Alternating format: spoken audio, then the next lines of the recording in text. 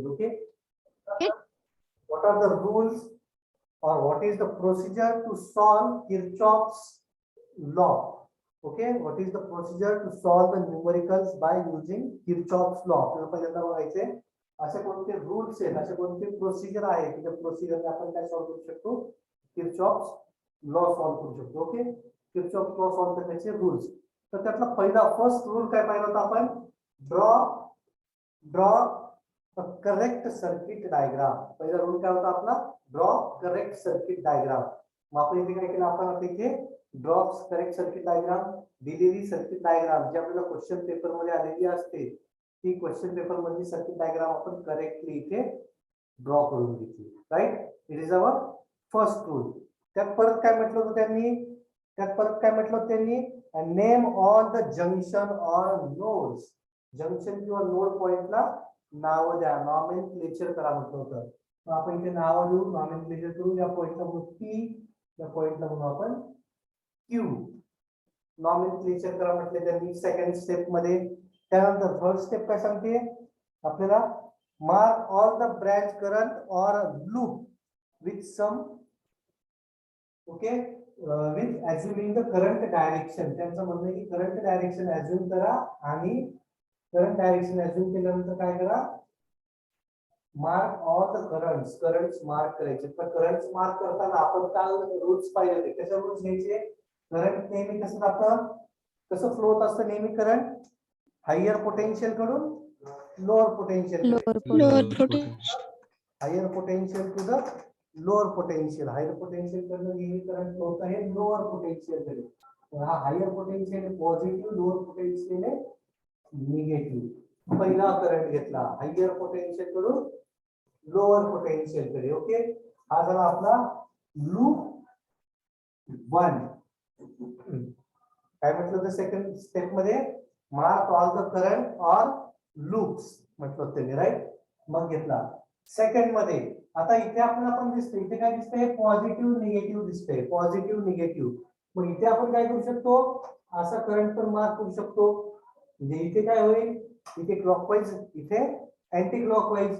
आपण असा पण लूप मार्क करू शकतो. हा असणार आहे आपला लूप 3, हा असणार आहे आपला लूप 3. आता जो सेकंड लूप आहे, या सेकंड लूप मध्ये तुम्ही तुमच्या कन्व्हिनियन्स नुसार कसाही करंट मार्क करू शकता.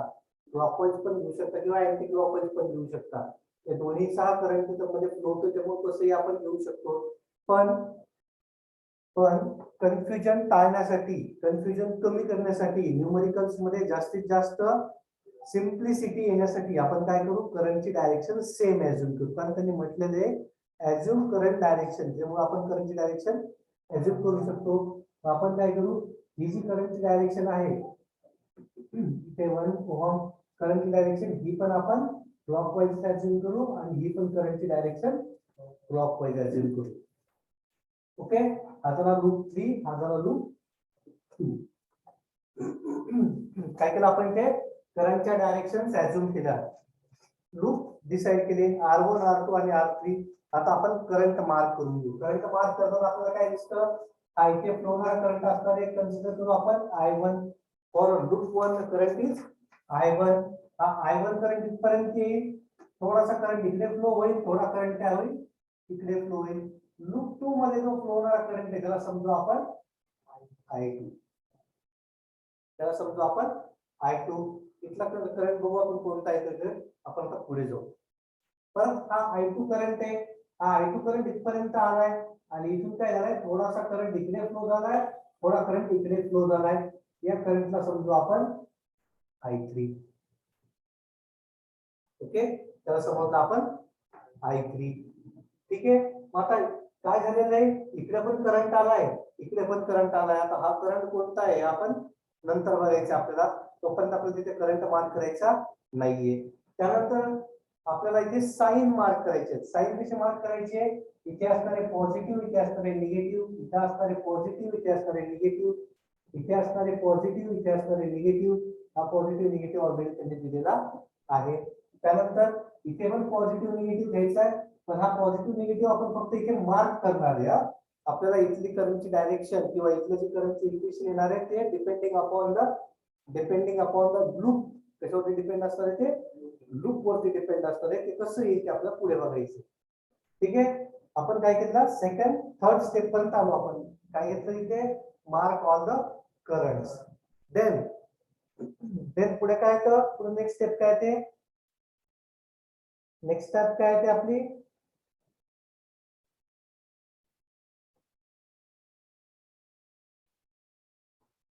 नेक्स्ट स्टेप काय ते apply KVL to all the loops and write the simultaneous equations. काय म्हणते त्यांनी आपल्याला apply KVL for all the loops and write the simultaneous equation for corresponding loop. प्रत्येक लूप साठी आपल्याला काय अप्लाय करायचे इथे सायमल्टेनियस इक्वेशन तयार करायचे. And after that this simultaneous equation is solve by using the कोणत्या रूलने सॉल्व करायचे Cramer's rule. After that we have to solve this numerical or solve this all this simultaneous equation by using the Cramer's rule. Okay. मग आता आपण काय करू पहिल्यांदा loop 1 ला KVL apply करू. apply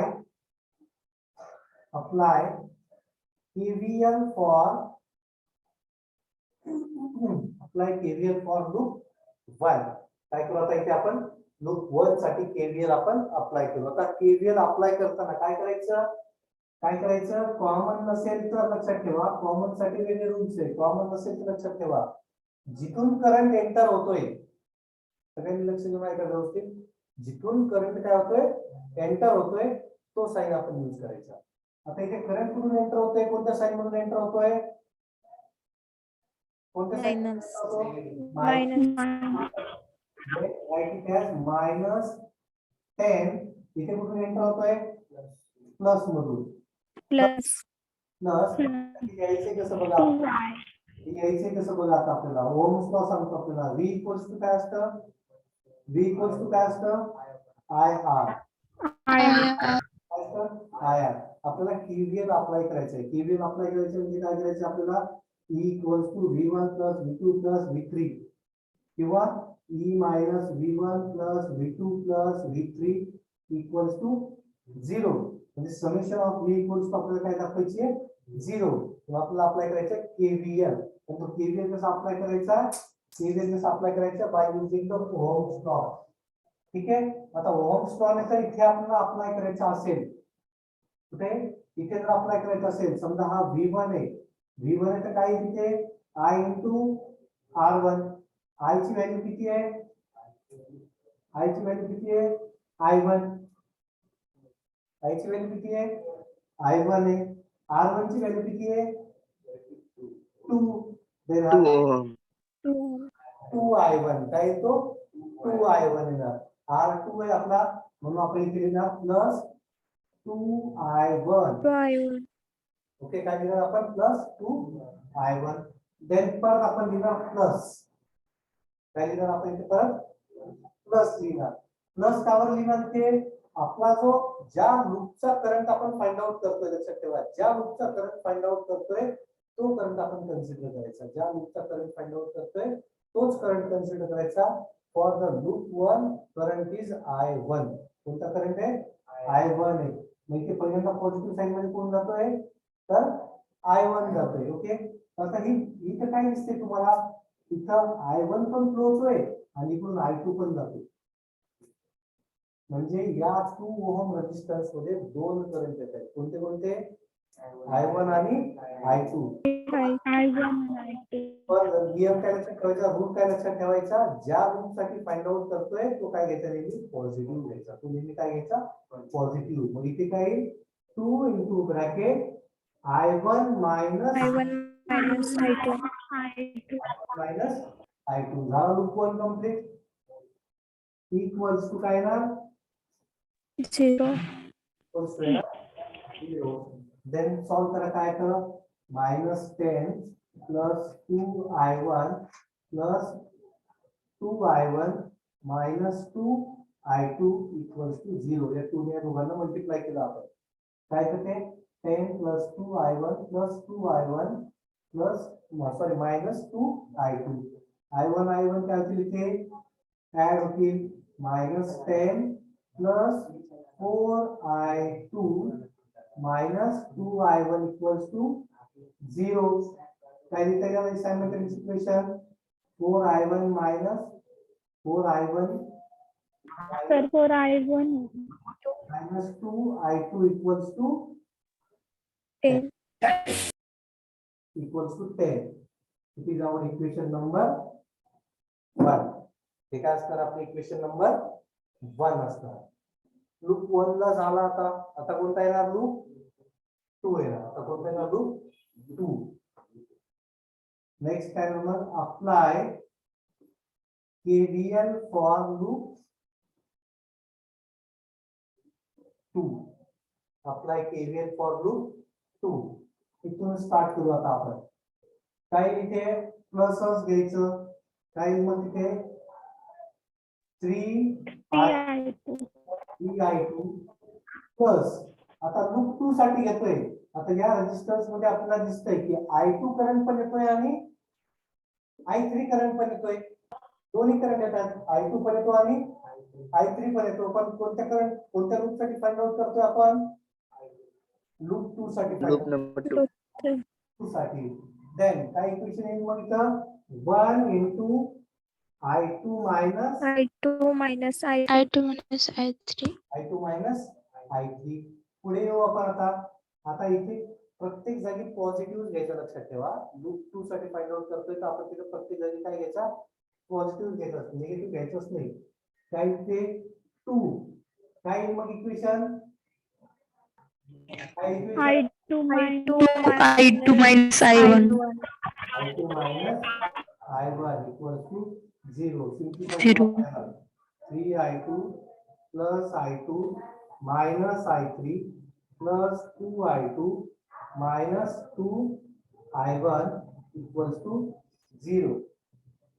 i2 सगळ्या टर्म्स एकत्र केले किती येते 6 5 i2 minus i3 minus 2i1 equals to 0. याला आपण व्यवस्थित रिअरेंज केलं तर काय 2i1 plus 6i2 minus i3 equals to 0. Equation number 2. इथपर्यंत कळालं?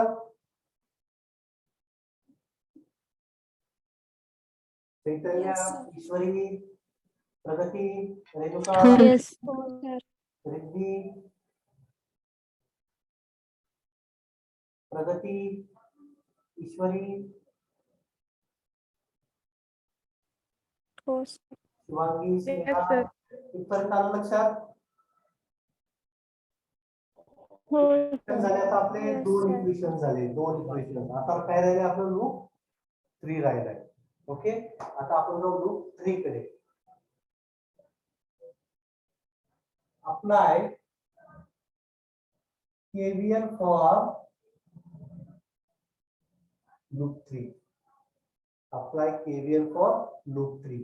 आता लूप 3 साठी स्टार्ट कुठून करणार परत आपण इथून करणार. जिथून आपला करंट i3 फ्लो होतो तिथून आपण स्टार्ट करणार. काय मग तिथे 1I3 काय तिथे 1i3 plus 6 plus 6 plus 1I3 minus I2 1 into I3 minus I2 i3 minus i2 equals to 0. तर सिम्प्लिफाय करू आपण i3 plus 6 plus i3 minus i2 equals to 0. 0. i3 combine होईल 2i3 plus 6 minus i2 equals to 0.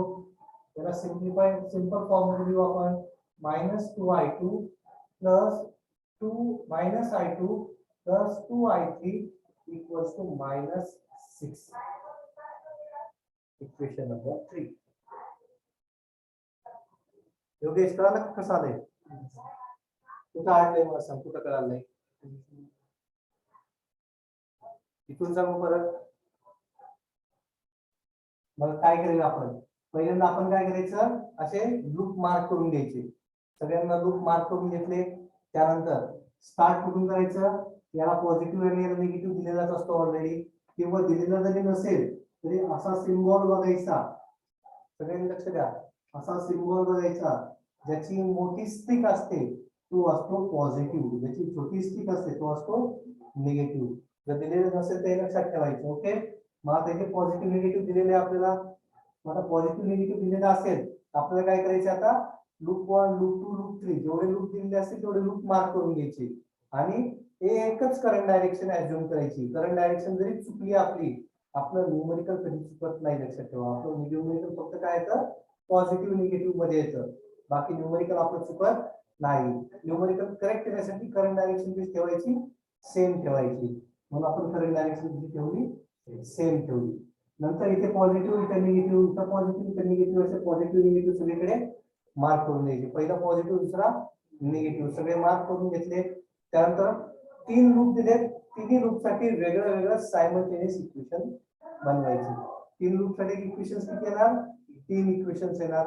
पहिलं equation मग apply KVL. KVL apply केला आपण. KVL apply केल्यानंतर KVL काय सांगतो आपल्याला, केव्हीएल सांगतो total voltage V equals to addition of the all the voltage drops, बरोबर आहे, किंवा summation of all voltages equals to 0, हे आपल्याला केव्हीएल सांगतं. आता केव्हीएल मधला V लिहिला इथे. मग आता लिहिताना कसा लिहायचा, की हा करंट ज्या साइन मधून एंटर करतोय तो साइन आपण इथे यूज करायचा. इंडिव्हिज्युअल असेल तर, ब्रँच कंबाईन असेल तर नाही, जिथून तो एंटर करतोय तो लिहायचा. किती घेतला मग इथे -10 घेतला. नंतर साइन कोणता इथे पॉझिटिव्ह आहे म्हणून पॉझिटिव्ह लिहिलं. 2 म्हणजे काय लिहिलं आपण, IR मध्ये लिहिणार आहे आपण. I काय आपला इथे I1 आहे, R काय आपला इथे 2 आहे, म्हणून 2I1 प्लस या दोघांमध्ये काय घेणार आपण, कंबाईन करंट आहे. तिथून I1 पण जातोय I2 पण येतोय, खालून I2 वरती जातोय वरून I1 खाली येतोय. पण लूप 1 साठी घेतोय तर काय करायचं, जो I1 असेल त्याला लार्जर समजायचं, त्याची व्हॅल्यू हायर समजायची. म्हणून आपण लिहिलं काय लिहिले, 2 into bracket I1 minus I2. तिसरा आहे काही रजिस्टर नाहीये, मग इक्वल्स टू काय ना 0. तर इथं आपण सिम्प्लिफाय केलं. I1 I2 सगळे एकत्र करून घेतलं आणि ते सिम्प्लिफाय करून लिहिलं. सेम या लूप मध्ये केलं. इथून करंट फ्लो होतोय पहिल्यांदा I2 आपला, माहिती लिहिलं आपण 3 इंटू I2 प्लस 1 इंटू काय घेणार आपण, I2 मोठा घेणार, I3 कसा घेणार, छोटा घेणार. मग इथे I2 मायनस I3 प्लस पुढे परत इथं I2 काय घेणार आपण, मोठा घेणार, I1 काय घेणार, छोटा घेणार, कारण या दोघांमध्ये कॉमन करंट आहे, राईट. मग आपण तिथे घेणार परत प्लस घेतला, 2 into I2 minus I1 simplify केलं. हे इक्वेशन आहे. किती इक्वेशन झाले, 2. थर्ड इक्वेशन मध्ये पण आपण तसंच केलं.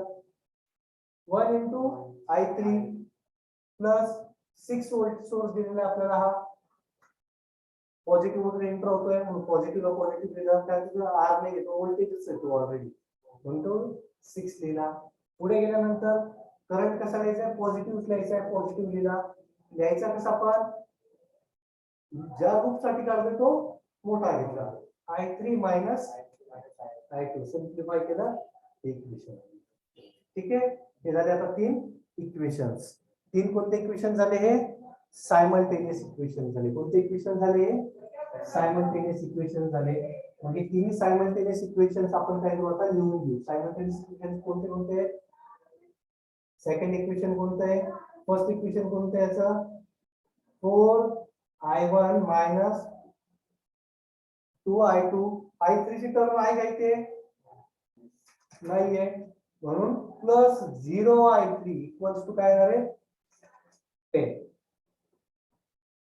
Second simultaneous equation minus 2I1 plus 6I2 minus I3 equals to किती आहे, इक्वल्स टू किती आहे,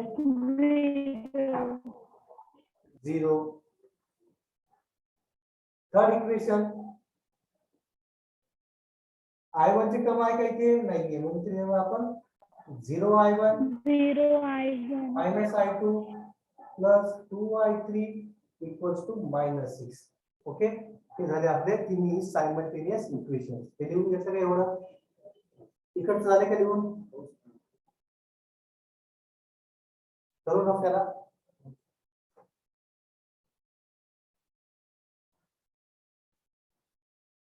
ओके, आता आपल्याला फाइंड आउट करायला लावलं त्यांनी. काय फाइंड आउट करायला लावलेलं आहे आपल्याला? न्यूमरिकल काय दिले?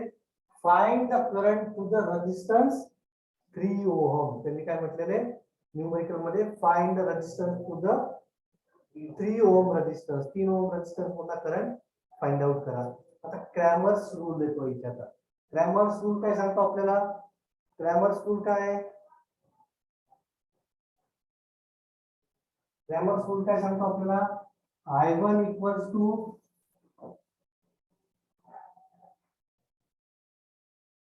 काय तर del x1 upon delta x1 upon delta. I2 equals to काय तर delta x2 upon delta. I3 equals to काय? delta x3 upon delta. आता क्रॅमर्स रूल. डेल्टा म्हणजे काय? आता डेल्टा म्हणजे काय तर डिटर्मिनंट. डेल्टा म्हणजे काय असतं? डिटर्मिनंट. आता पहिल्यांदा आपण याला मॅट्रिक्स फॉर्म मध्ये लिहून घेऊ. मॅट्रिक्स फॉर्म मध्ये कसं लिहिणार आपण याला? मग मॅट्रिक्स फॉर्म मध्ये कसं लिहिणार आपण याला? 4 -2 0 -2 6 -1 0 -1 2 इथे ना I1 I2 I3 equals to येणार 10 0 6 10 0 6. क्रॅमर्स रूल ने सॉल्व करायचे. सांगते का कोणाला क्रॅमर्स रूल ने कसं सॉल्व करायचं? काय करतो आपण क्रॅमर्स रूल ने सॉल्व करण्यासाठी? सांगता येईल? सर त्याला आधी नाही का अल्फाबेटने इक्वल टू काय काय? म्हणजे जी फर्स्ट नाही का टर्म आहे ना त्याला अल्फा ए नी हे करायचं, डिनोट करायचं. I1 I2 I3 ला एका एक्स नी आणि जे इक्वल टू च्या पुढे आहे त्याला एक अल्फाबेट इक्वल डिनोट करायचं. अजून सांगता येईल कोणाला? आणि सर त्याच्यात नाही का ते आपण फोटो पाठवतो तुम्हाला सर, मी सॉल्व केले. अजून कोणाला सांगता येईल? सेकंड टर्मला ते 106 मध्ये I2. काय म्हटले नाही कळलं.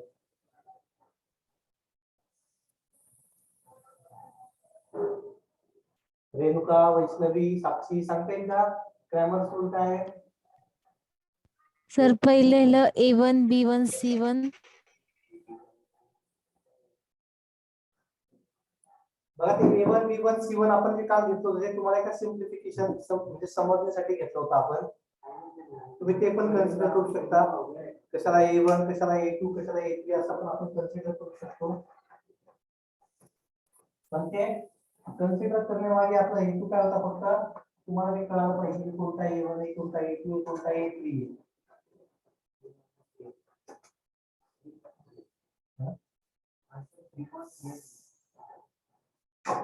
तीन आन्सर्स आहेत. बघा लक्ष द्या.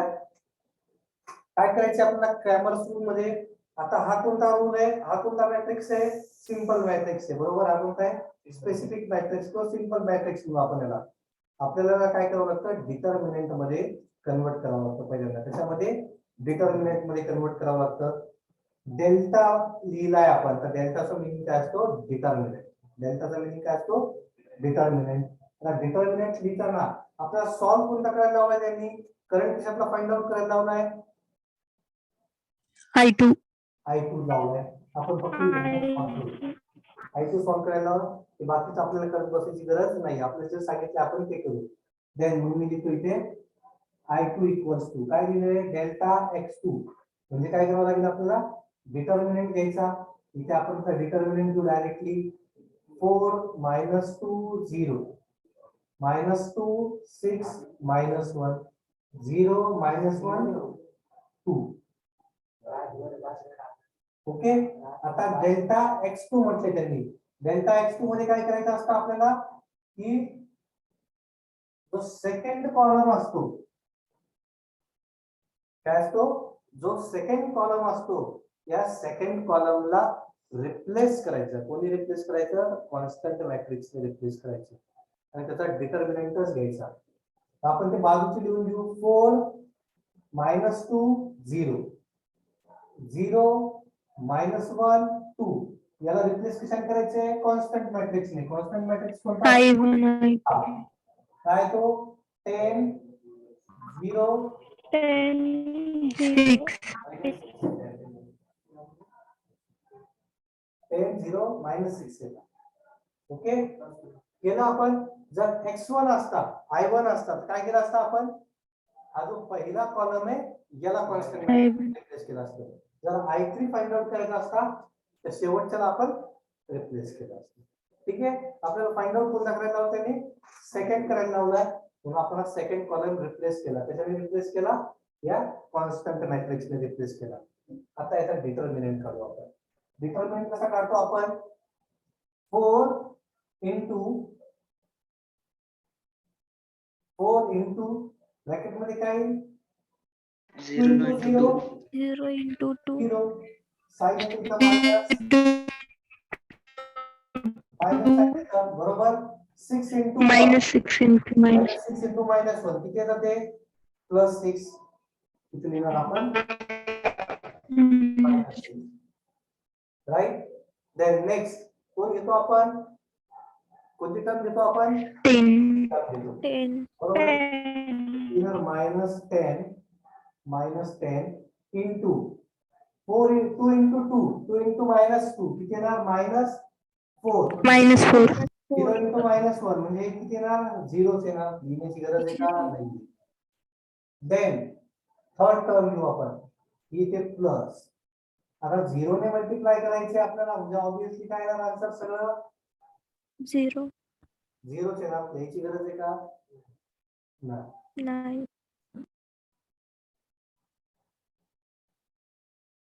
डिवायडेड बाय याच्यामध्ये पण सेम काय इथे 4 into 6 into 2 किती येणार 12 minus 1. 12 minus 2 1 1. 12 minus 1 1. परत मायनस मायनस Plus 2. प्लस 2 किती मायनस आहे minus minus plus 2 into bracket -4 -4. 0 येणार. लिहिण्याची गरज आहे का नाही. परत इथं 0 आला म्हणजे परत आपल्याला पुढे घ्यायची कॅल्क्युलेट करायची गरज आहे का नाही.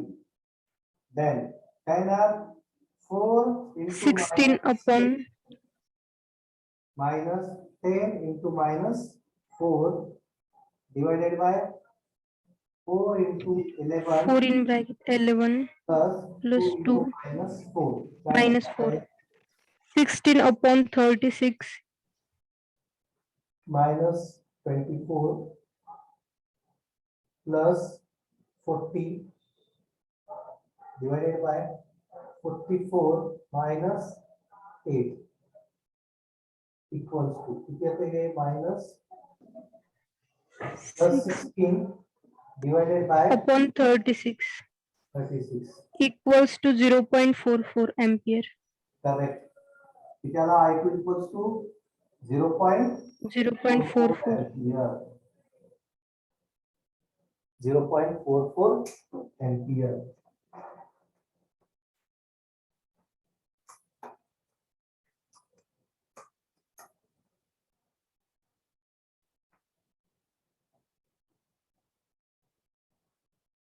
आता कॅल्सी वरती सॉल्व्ह करू आपण. सेम न्यूमेरिकल आपण कॅल्सी वरती घेऊ. कॅल्सी वरती घेण्यासाठी आपल्याला कुठपर्यंत यावं लागतं इथपर्यंत यावंच लागतं, लक्षात ठेवा. याच्या पुढे आपण जसे क्रॅमर्स रूल वापरला त्याच्या जागी आपण काय वापरू शकतो, कॅल्सी वापरू शकतो. कॅल्सी वरती आपल्याला हा डिटर्मिनंट सुद्धा काढता येतो. जर आपली थेरॉटिकल एक्झाम आहे तर आपल्याला क्रॅमर्स रूलच वापरावा लागणार आहे, बरोबर. क्रॅमर्स रूल वापरण्यासाठी आपण डिटर्मिनंट जो आहे तो आपण डायरेक्टली कॅल्सी वरती पण सॉल्व्ह करू शकतो. मग आता आपण पहिल्यांदा कॅल्सी वरती सॉल्व्ह करू. इथे या न्यूमेरिकल पासून काय करायचं, मोड बटन दाबायचं, ज्यांच्याकडे ईएस कॅल्सी आहे त्यांनी. परत एकदा मोड दाबायचं, परत एकदा मोड दाबायचं. कुठपर्यंत दाबायचं, EQN येत नाही तोपर्यंत. EQN आला एक नंबरला, एक नंबर दाबला आपण. अननोन्स किती आहेत त्या इक्वेशन मध्ये, 1 2 आणि 3. अननोन्स किती आहेत, 3 आहे, म्हणून आपण इथं 3 अननोन्स घेणार. किती अननोन्स घेतले आपण, 3. काय आलं, A1 आलं, बरोबर. याला समजायचं A1 B1 C1, A2 B2 C2, A3 B3 C3, D1 D2 D3. Okay. A1 किती आहे, 4 इक्वल्स टू, B1 किती आहे, -2 इक्वल्स टू, C1 किती आहे, 0 इक्वल्स टू, D1 किती आहे, 10 इक्वल्स टू, A2 किती आहे, -2 इक्वल्स टू, B2 किती आहे, 6 इक्वल्स टू, C1 किती आहे, -1 इक्वल्स टू, D2 किती आहे, 0 इक्वल्स टू, A3 किती आहे, 0 इक्वल्स टू, B3 किती आहे, -1 इक्वल्स टू, C3 किती आहे, 2 इक्वल्स टू, D3 किती आहे, 6 इक्वल्स टू. दाबा. काय आन्सर,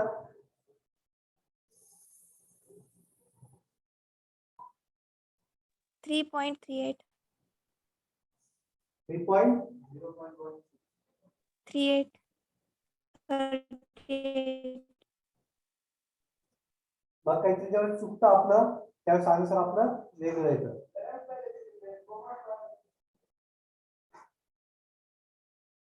इथे -6 आहे.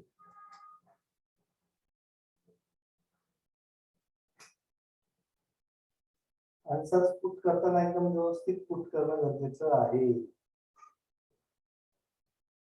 बघा y इक्वल्स टू आलं का 0.44.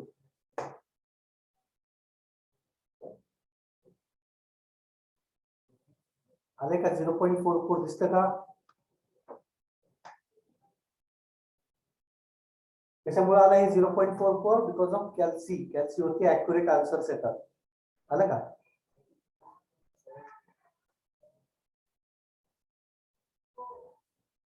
ठीक आहे. एक्स म्हणजे काय आलं माहिती आहे, I1. y म्हणजे काय आलं, I2. आणि z म्हणजे काय आलं, I2. बघा आता यामध्ये काय आहे, z ची जी व्हॅल्यू आहे ती z ची व्हॅल्यू आलेली आहे -2.77 आली आहे. z ची व्हॅल्यू काय, -2.77. आता मायनसचा मिनिंग काय, फक्त मायनसचा मिनिंग काय आहे की जी आपण लूप 3 साठी करंटची डायरेक्शन जी आपण सिलेक्ट केलेली ती करंटची डायरेक्शन आपली काय झालेली आहे, अँटी क्लॉकवाईज. एवढाच चेंज झालाय. बाकी आपण ज्या I1 आणि I2 च्या करंट डायरेक्शन घेतल्या त्या कशा आहेत, बरोबर आहे. एकदा सॉल्व करता आता.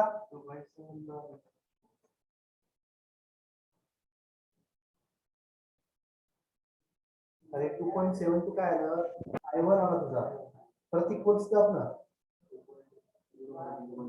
आपण काय सॉल्व करतोय, I1 की I2, I2 किती आला बरं, 0.44 आला की 0.44 एम्पियर.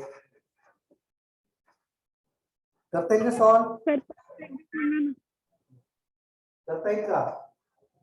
अभिषेक, आदेश, अनुष्का. हो सर. हो सर. शिवांगी, उमेश, वैष्णवी, येईल सॉल्व करता. हो सर. सर परत एकदा सांगा ना. कुठून सांगायचं, पहिल्यापासून सांगायचंय का, नाही, क्रॅमर्स रूल सांगायचा का. हो. ओके, मग क्रॅमर्स रूल काय सांगतो आपल्याला, क्रॅमर्स रूल ज्यावेळेस घ्यायचा असतो आपल्याला, क्रॅमर्स रूल मध्ये पहिल्यांदा असे इक्वेशन्स लिहून घ्यायचे. इक्वेशन्स लिहिताना पहिले इक्वेशन जे होतं त्याच्यामध्ये I3 नव्हता, आपण I3 ची व्हॅल्यू किती कन्सिडर करायची, 0 I3 कन्सिडर. 0 घेतला काय नाही घेतला काय फरक पडतो का, नाही पडत. सेकंड इक्वेशन मध्ये I1 I2 I3 तिन्ही पण होते. थर्ड मध्ये I1 होता का नव्हता, त्यामुळे आपण तिथं सिक्वेन्शियल व्हॅल्यू काय केली 0. त्यानंतर जो दिलेला मॅट्रिक्स आहे, आता हा इक्वेशन काय करायचं, आपण दिलेलं इक्वेशन हे मॅट्रिक्स फॉर्म मध्ये लिहून घ्यायचं विचारत असतो. 4 -2 0. पहिलं जे इक्वेशन आहे हे असंच लिहून घ्यायचं. इथे द्यायचा I1 इक्वल्स टू पुढे कोणती टर्म आहे 10 लिहायची इथे. इक्वेशन कसं आहे की आपलं 4I1 -2 I2 plus 0 I3 equals to 10. याला कन्सिडर करायचं A1, याला कन्सिडर करायचं B1, याला कन्सिडर करायचं C1, याला कन्सिडर करायचं D1. Okay, A1 B1 C1 D1. याला कॉन्स्टंट आहे, ज्याचा काही फरक पडणार नाही. तसंच A2 B2 C2 D2, A3 B3 C3 D3. आता लक्षात. मग आता किती लिहू आपण, -2 6 -1 I2 पुढे किती आहे त्याच्यात 0. इथे काय 0 -1 2 I3 -6. ओके, इथपर्यंत आलं लक्षात. देन आता हा कोणता मॅट्रिक्स आहे, सिंपल मॅट्रिक्स आहे. कोणता मॅट्रिक्स आहे, सिंपल मॅट्रिक्स आहे. पण ज्यावेळेस आपण डेल्टा लिहितो, डेल लिहितो, डेलचा मिनिंग काय असतो, डेलचा मिनिंग काय असतो तर डिटर्मिनंट. डेलचा मिनिंग काय असतो डिटर्मिनंट. आणि क्रॅमर रूलचा फॉर्म्युला काय सांगतो आपल्याला, तुम्हाला I1 फाइंड आउट करायचं असेल तर डेल x1 अपॉन डेल, म्हणजे पहिल्या न्यूमरिक पहिल्या याचा determinant, then I2 del x2 upon del आणि I3 equals to del x3 upon del. आता x1 x2 x3 चा मिनिंग काय आपण ते पुढे बघू.